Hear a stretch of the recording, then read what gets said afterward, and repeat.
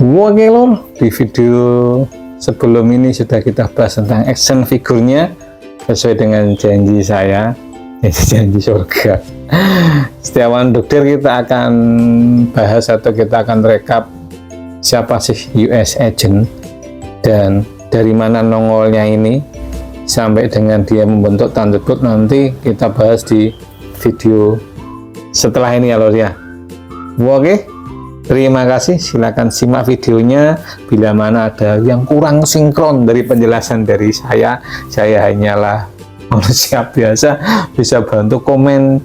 Dan enggak apa-apa, kita komen aja, misalnya kok ceritanya beda gitu kan, enggak apa gitu, supaya kita ada obrolan dan ya sekedar untuk senang-senang aja ya gitu. Oke, kita lihat kalau trailernya kemarin sudah, siapa ini US Agent.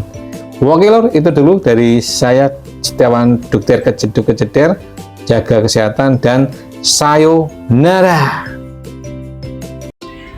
Untuk prolog dulu ya lor, bahwa Walker atau US Agent ini akan bergabung dengan The Thunderbolts yang sebentar lagi akan muncul di box office bersama yang telah kita ulas kemarin, yaitu Red Guardian, dan nantinya juga akan bergabung dengan Taskmaster, Ghost, serta beberapa anti-hero yang lain.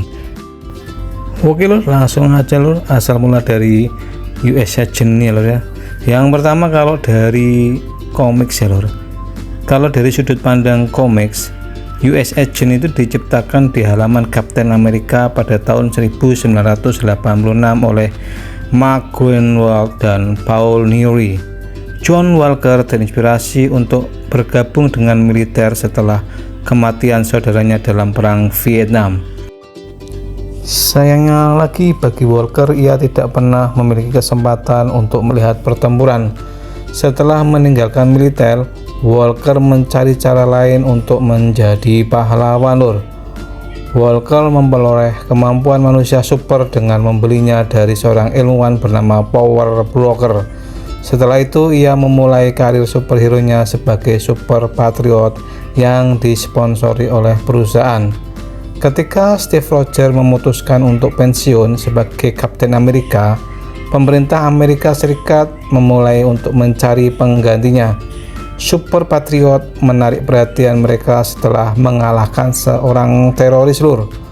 Walker kemudian diberi kostum dan perisai Kapten Amerika beserta baki miliknya sendiri. Termotivasi oleh apa yang diwakili oleh seragam barunya, Walker mencoba meniru Kapten Amerika, tetapi menjadi berlebihan ketika ia secara brutal menyerang sepasang penjahat super, left winger dan right winger, untuk membalas pembunuhan orang tuanya. Kemudian Red Skull mengatur konfrontasi antara Walker dan Kapten Amerika yang asli.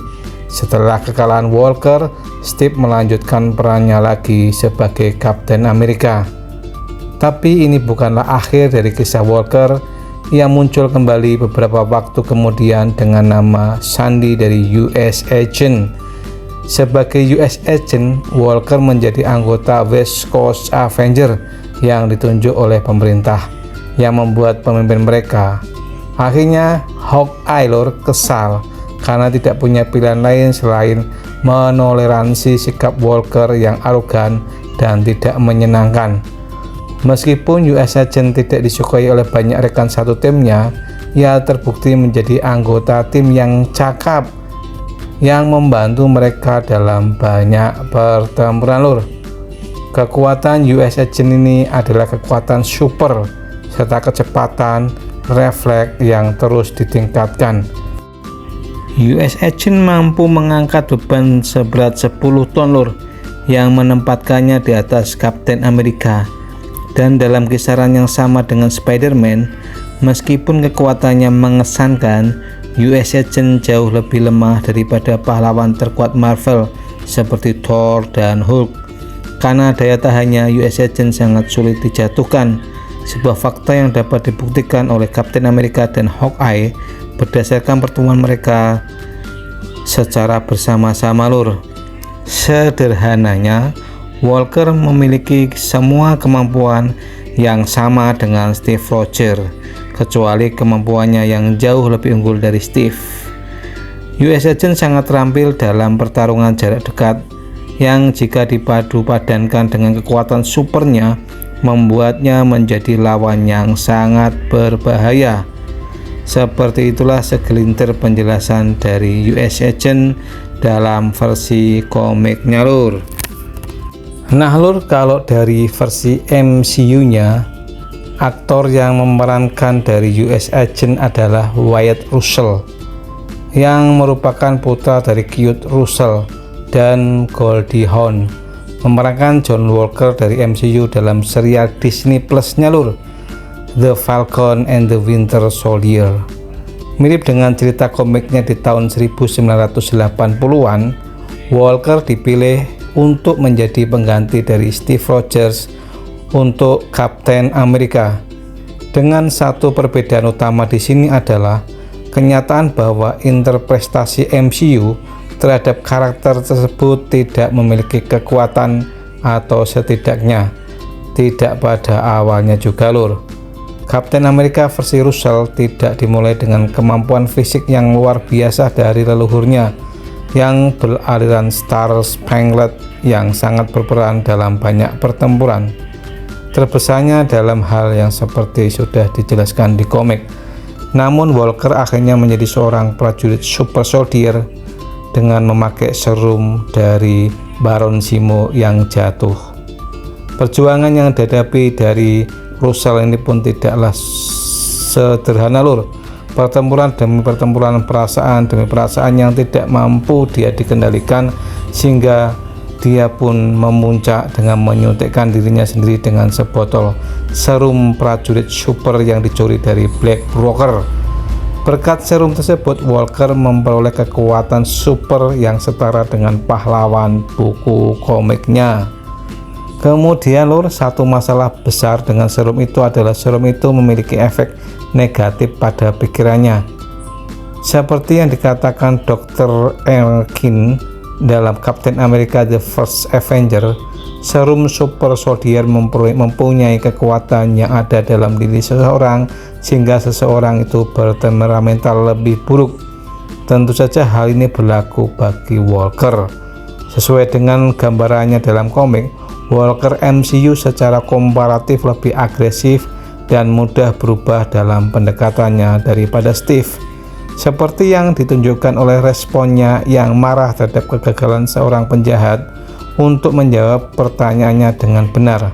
Sayangnya serum itu mengambil kekuatan dari karakternya ini dan membuatnya lebih buruk. Bastard atau mitra yang ditunjukkan dalam komik The Falcon and the Winter Soldier tewas dalam pertempuran melawan Flag Smasher atau Flag Smasher, mendorong Walker untuk kehilangan kesabarannya dan mengeksekusi salah satu musuh di depan umum dengan perisai Kapten Amerika. Tindakan mengerikan ini tidak terjadi di dalam komik, tetapi jelas terinspirasi dari kisah komiknya juga lor. Meskipun John Walker dibenci oleh beberapa penggemar karena hal ini, penting untuk dicatat bahwa tidak satupun versi dirinya yang merupakan penjahat sejati. Keduanya adalah karakter yang benar-benar ingin sukses sebagai Kapten Amerika, tetapi tertahan oleh masalah dan kesalahan pribadi mereka sendiri. Yang terbesar adalah ketidakmampuan mereka untuk mengendalikan kecenderungan kekerasan mereka lur.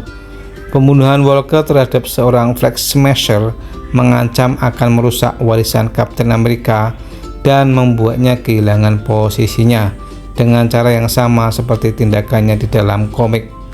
Versi komik, Walker membunuh seorang sebagai pembalasan atas pembunuhan orang tuanya dan melakukan pelanggaran lain yang serupa dalam karier yang singkat tetapi berdarah sebagai Kapten Amerika.